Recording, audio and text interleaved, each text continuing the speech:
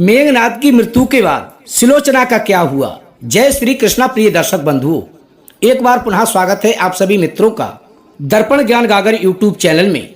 प्रिय दोस्तों, रामायण भगवान श्री राम और रावण के युद्ध की कहानी नहीं है। इसमें कई महत्वपूर्ण चरित्रों का वर्णन मिलता है, जिसमें लंकापति रावण का पुत्र मेघनाद और मेघनाद की पत्नी सुलोचना भी शामिल है। प्रिय दोस्तों, मेघनाद का एक नाम इंद्रजीत भी था। ये दोनों नाम उसको पराक्रम और बहादुरी के लिए दिए गए थे। जब उसने जन्म लिया तो वो बाकी बच्चों की तरह रोया नहीं था, बल्कि मेघों की तरह गर्जना की थी। उसने स्वयं ब्रह्मा जी से ये वरदान पाया था कि वह किसी भी युद्ध में जाने से पहले यदि अपनी कुल देवी निकुंबला के मंदिर में यज्ञ पूर्ण कर लेता है तो उसे युद्ध में कोई भी परास्त नहीं कर पाएगा। वो एक ऐसा महारथी था जिसने स्वयं नारायण रूपी भगवान श्री राम और शेषनाग अवतारी लक्ष्मण को अपने नागपाश अस्त्र में बांधकर शत्रु सेना में हाहाकार मचा दिया था। जी हाँ प्रिय दोस्तों, हम बात कर रहे हैं इंद्र पर जीत प्राप्त करने वाले इंद्रजीत की, यानी कि मेघनाद की।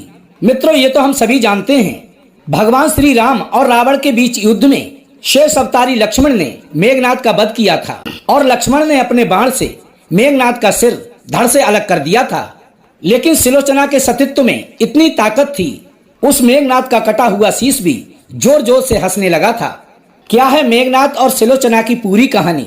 यदि आप जानना चाहते हैं तो हमारे साथ इस वीडियो को पूरी अवश्य देखिएगा। और यदि आपने अभी तक हमारे चैनल को सब्सक्राइब नहीं किया है तो प्लीज चैनल को अभी सब्सक्राइब कर लीजिएगा। प्रिय दोस्तों, ऋषि वैश्वानर ने 2 विवाह किए थे। उनकी 2 पत्नियां थीं। पहली पत्नी इलाविदा से ऋषि वैश्वानर को पुत्र के रूप में कुबेर की प्राप्ति हुई थी और दूसरी पत्नी कैकसी से रावण, कुंभकर्ण, विभीषण और शूर्पणखा का जन्म हुआ था। मंदोदरी अप्सरा हेमा की पुत्री थी और महर्षि कश्यप के पुत्र मायासुर ने उसे गोद लिया था। मंदोदरी से रावण को जो पुत्र मिले उनका नाम मेघनाद, महोदर, अक्षय कुमार, विरूपाक्ष इत्यादि थे। इनमें से मेघनाद रावण और मंदोदरी का सबसे ज्येष्ठ पुत्र था। मेघनाद के बारे में कहा जाता है वह महाबलशाली और महाप्रतापी योद्धा था। मेघनाद के जन्म के समय रावण चाहता था कि उसका होने वाला पुत्र तेजस्वी और पराक्रमी होने के साथ साथ अमर भी हो। इसलिए मेघनाद के जन्म के समय रावण ने सभी ग्रहों को अपने पुत्र की जन्म कुंडली के 11वें स्थान यानी कि लाभ के स्थान पर लाकर रख दिया था। परंतु रावण की दुष्ट बुद्धि से परिचित शनिदेव ने अंतिम समय में अपनी चाल बदल दी और वे 11वें स्थान से 12वें स्थान पर पहुंच गए, जिससे मेघनाद अमर नहीं हो पाया और रावण की वो कुटिल चाल कामयाब ना हो सकी।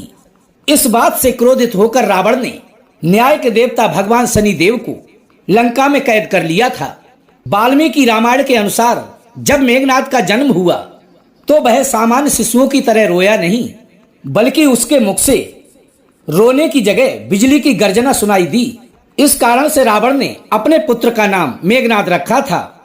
प्रिय मित्रों, मेघनाद ने साक्षात भगवान महादेव से शिक्षा प्राप्त की थी और भगवान भोलेनाथ से शिक्षा प्राप्त करने के बाद मेघनाद समस्त शास्त्रों का ज्ञाता बन गया। अपनी किशोरावस्था में मेघनाद ने अपनी कुल देवी निकुंबला के मंदिर में गुरु शुक्राचार्य से शिक्षा लेकर कई सारी सिद्धियां प्राप्त कर ली थी। और जब मेघनाद युवा अवस्था में पहुंचा तो उसने कठिन तपस्या के बल पर उसने संसार के 3 सबसे घातक अस्त्र ब्रह्मास्त्र, पाशुपत्यास्त्र और वैष्णवास्त्र प्राप्त कर लिए थे। एक बार मेघनाद ने अपने पराक्रम से देवताओं के राजा इंद्र को परास्त करके उन्हें बंदी बना लिया था।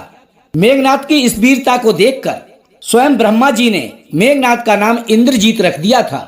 बंधक इंद्रदेव को छुड़ाने के लिए जब ब्रह्मा जी ने मेघनाद को आज्ञा दी तो मेघनाद ने इंद्र को बंधन मुक्त कर दिया।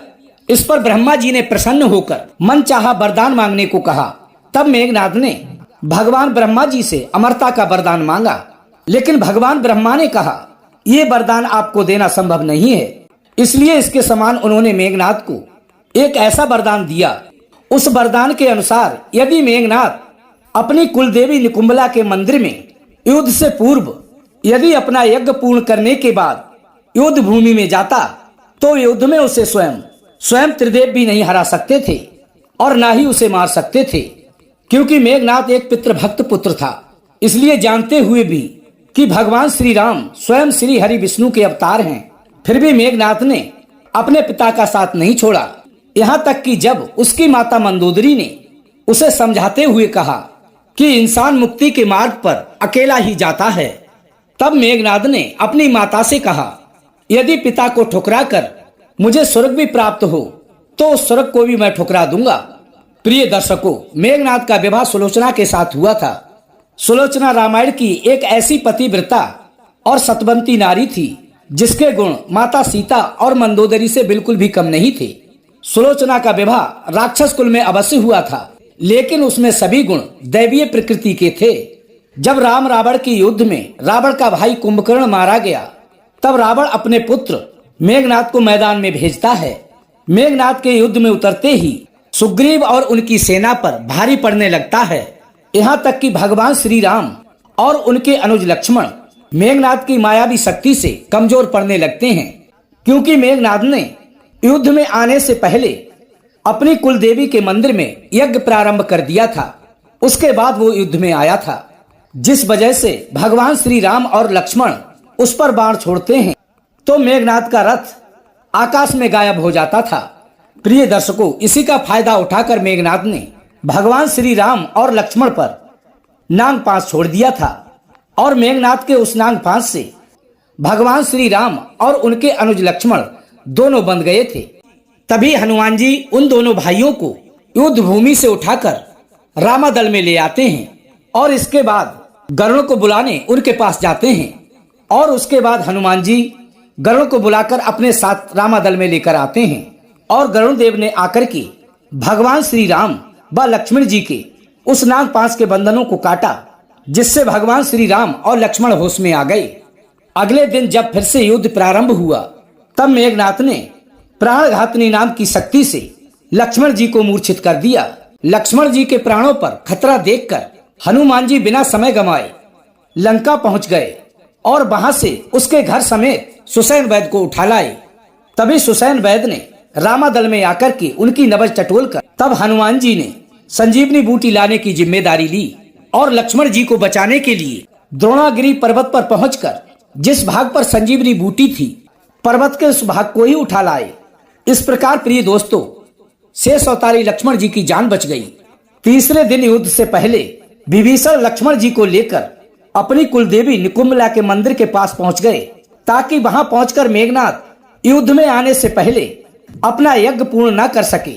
और विभीषण के कहने पर लक्ष्मण जी व हनुमान जी ने मेघनाद का यज्ञ विध्वंस कर दिया और उसकी कुलदेवी का यज्ञ पूर्ण नहीं हो सका। और उसी दिन युद्ध में लक्ष्मण जी ने अपने घातक बाणों से मेघनाद का वध कर दिया।